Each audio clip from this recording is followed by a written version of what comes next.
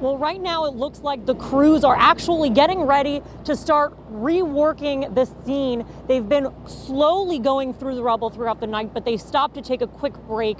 They've been working all through the night quite slowly, trying to make sure they don't jeopardize the integrity of the investigation, trying to make sure the bridge is still very unstable, so they want to make sure it doesn't collapse and injure first responders. So this is a slow process, but it does look like they're gearing back up to continue this recovery effort this morning. Again, they say 6 people have died, 9 more still in the hospital. 5 of the people died at the scene, 1 person died at Kendall Regional Hospital. We're waiting to hear more from police, but right now NTSB investigators are here in Miami working to figure out exactly what happened. They're reviewing the scene with first responders to try and get an idea of what was happening that caused this bridge to collapse. Now, yesterday, Senator Marco Rubio tweeted that they were actually testing the cables underneath the bridge. They were loose, and the engineering firm were trying to tighten those cables at the time of the collapse. That was what Senator Marco Rubio tweeted late last night. Again, this is still early on in this investigation. We're expecting to hear more from Miami-Dade police, though. Here's what they had to say this morning. It's going to be a very slow process, again, because of the fact that we have a scene to preserve. This is an investigation, so we don't want to rush it where we can damage any evidence that can be relevant to this investigation. So therefore, we're going to be able to take our time, and most of all, the most important thing is safety. The engineers stressed it, and they stressed it over and over, to the fact that that bridge, whatever's left of it, is very, very unstable. So we have to be very careful as they're moving stuff, because of the fact that you're talking tons of concrete. Now, Governor Rick Scott says once they determine who is responsible for this bridge collapse, that whoever is responsible will be held accountable, the governor says. We're hearing more again from Miami-Dade Police at 10 a.m. We'll bring you the latest information on air and online at WPBF.com. But for now, reporting live at FIU, Tori Simkovic, WPBF 25 News. Thank you, Tori. Now, also in a statement, the university says that bridge was designed to be built quickly. The 950-ton section that collapsed was just put into place Saturday morning. It had been constructed at a different location, and then it was transported all in one piece to the site.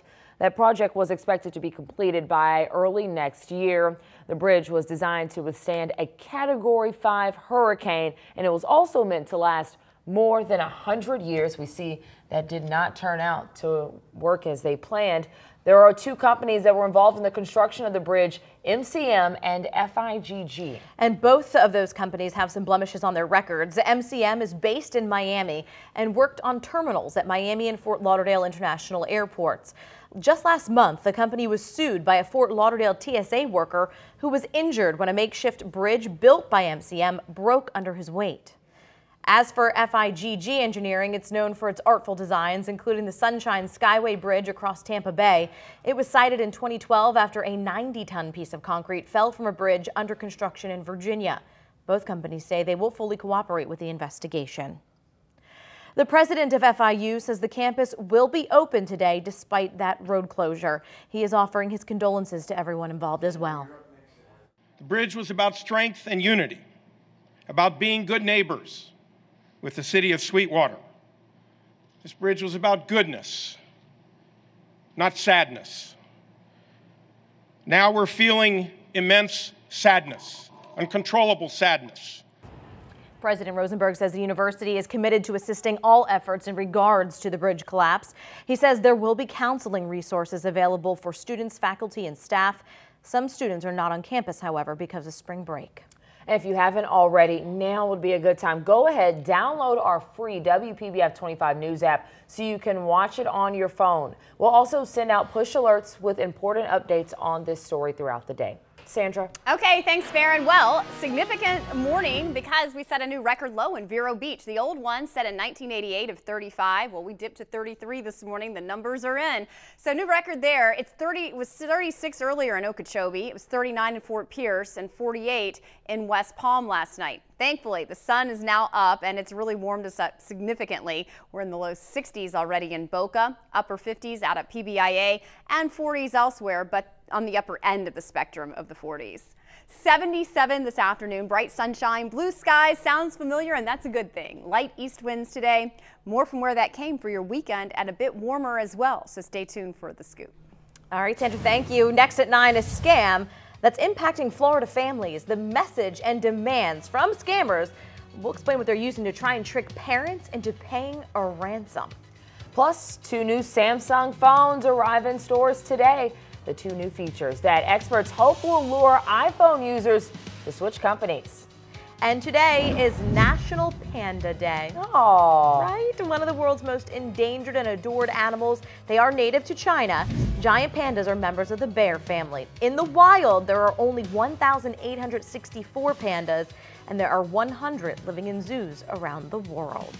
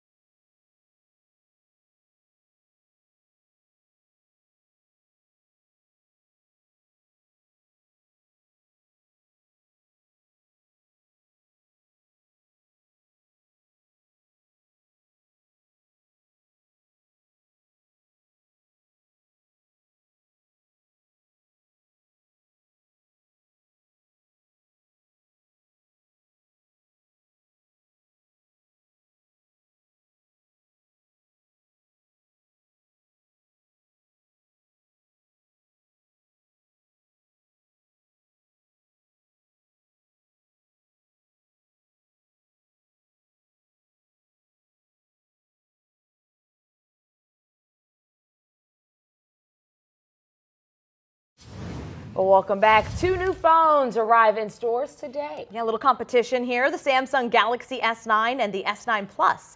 The phones vary from about $720 to $840, but it's still a few $100s less than the iPhone 10. Among the new features, significant camera improvements that include super slow motion, because, you know, slow motion just isn't enough, and a feature that will actually turn you into an emoji. The S9 is available in gray, blue, black, and all new this year, lilac. I think you'd make a pretty cool emoji. That'd be fun, I know. Oh, yeah. Little news people emojis. Well, major U.S. airlines are hiring pilots at a brisk rate, which is likely to continue for years to come. Yeah, this comes while smaller airlines are actually struggling with a shortage that will continue as they lose pilots to those bigger carriers. Aircraft maker Boeing is predicting airlines will need 117,000 new pilots by the year 2036. This shift comes a decade after thousands of pilots were furloughed and some just left the profession. Well, next at 9, another company is closing its doors. We're going to tell you which Winn-Dixie grocery stores will be shutting down locally in the coming months. Plus, still to come, the latest on that bridge collapse at FIU. These are live images right now. You can see investigators still still on the scene. They say there are no more survivors, but there could still be bodies trapped under the rubble. We'll tell you why the task of removing that collapsed bridge will be a long and tedious process. You're watching WPBF 25 News at 9. We'll be right back.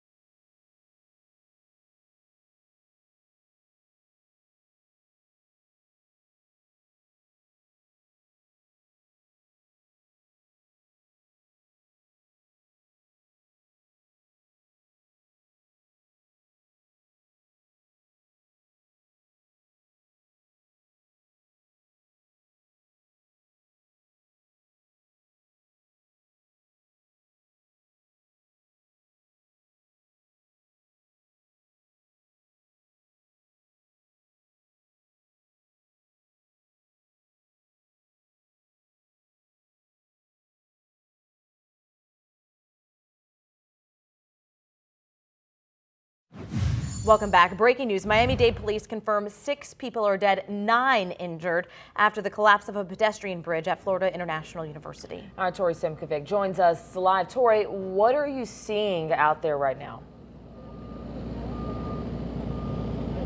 Well, Farron and Stephanie, they're right now gearing up to begin this recovery process yet again.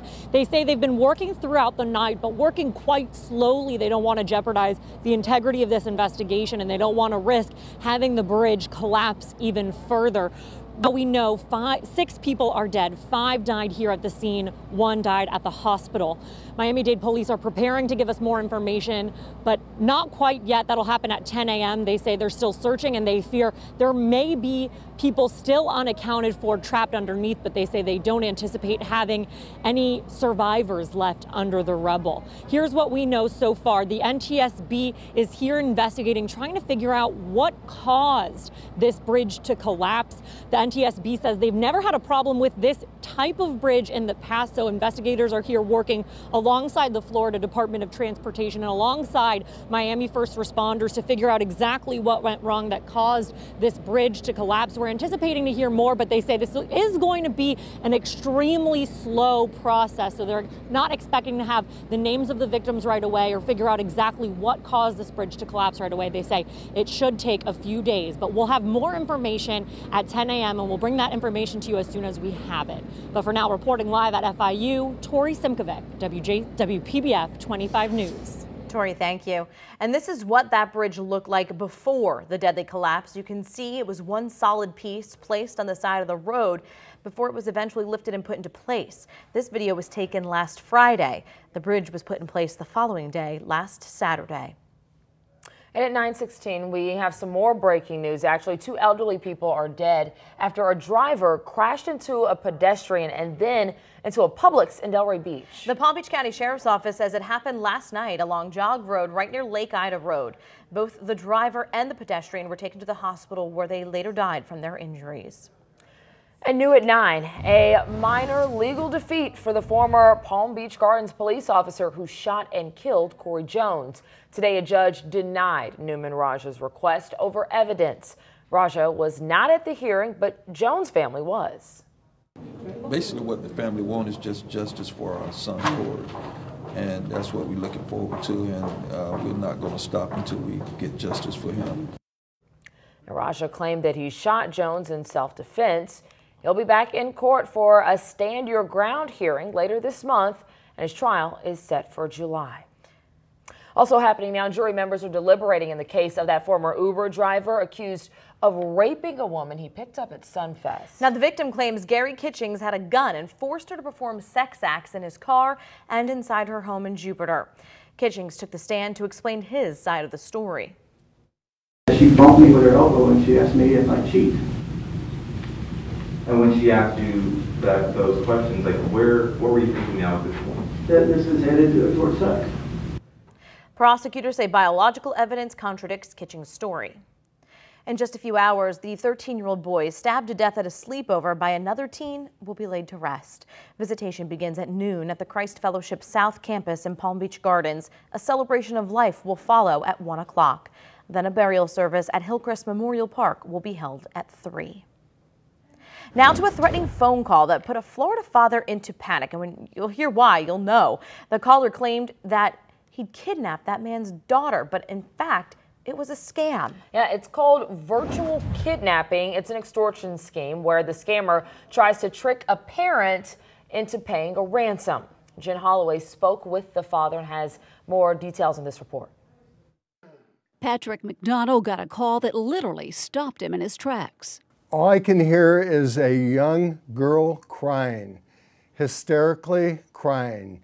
As the father of a teenage girl, the words he heard sent chills up his spine. Oh, Daddy, Daddy, please help me. A male voice then started barking demands. Hey, buddy, he says, I have your daughter, I've kidnapped her, and it's going to cost you a lot of money. The call was from a number he did not recognize, so he pressed the caller for answers. What are you talking about? I said, she's in school. He said, no, she's not. I picked her up. He said, we're going to kill your daughter if you don't pay us a lot of money by this evening. At that point, McDonald demanded the caller put the girl back on the phone. And he said, no. He said, if you want, he said, I'll cut off her two of her fingers, wrap it in her underwear, and ship it to you. So I just kept bringing him along a little bit because I was very, very angry.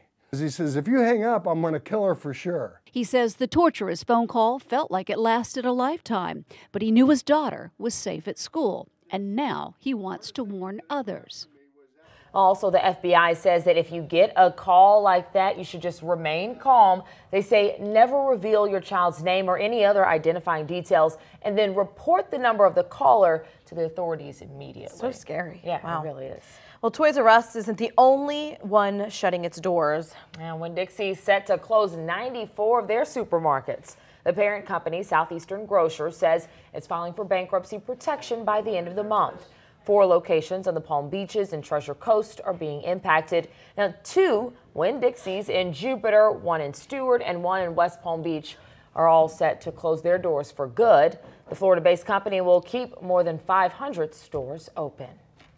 It's 9:20 right now. We'll take a quick break from the news because everyone wants to know what's the weekend forecast going into St. Patty's Day. So nice. We're going to be in the 80s, back to normalcy, actually a little bit warmer than average as our normal high is 79 this time of the year.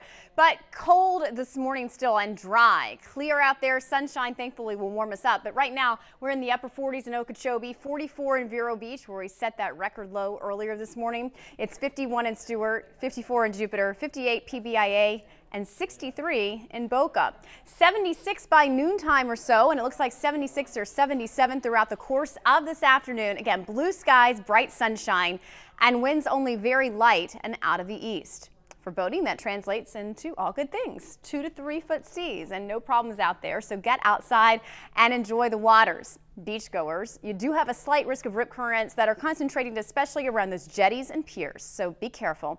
Low tide this afternoon, 2:15. Hey, the Delray Beach St. Patrick's Day Parade is happening this weekend. Tomorrow, 2 o'clock is when it kicks off. And we've got Stephanie, Mark, and Britley that will be out there with 82 degrees and sunny skies. So make sure you don't forget the sunscreen and do drink some water throughout. Here's South Florida's most accurate 7-day forecast. We jump above average with those temperatures tomorrow, 81 and 82 respectively, Saturday and Sunday. The constant, the sun, holding steady in through the start of next week, but hotter still at 87 by Tuesday. Very humid, but out ahead of that on Wednesday, cold front with a slight chance of a shower, and then we're back down into the below average temperatures by next Thursday. All right, Sandra, thank you. Covering your community now, a March for Meals event is taking place in West Palm Beach. Yeah, March for Meals is a national event which shines a light on senior hunger. The Meals on Wheels of Palm Beaches is serving up 200 corned beef and cabbage meals, of course, just in time for St. Patrick's Day. It's happening at the Meals on Wheels kitchen in West Palm Beach until 10:30. Speaking of St. Patrick's Day, Delray Beach, I see you're already getting your dance on. My little parade march. Continuing their tradition this weekend, yeah. And WPBF 25 is a proud sponsor of the Delray Beach St. Patrick's Day Parade and Irish Festival.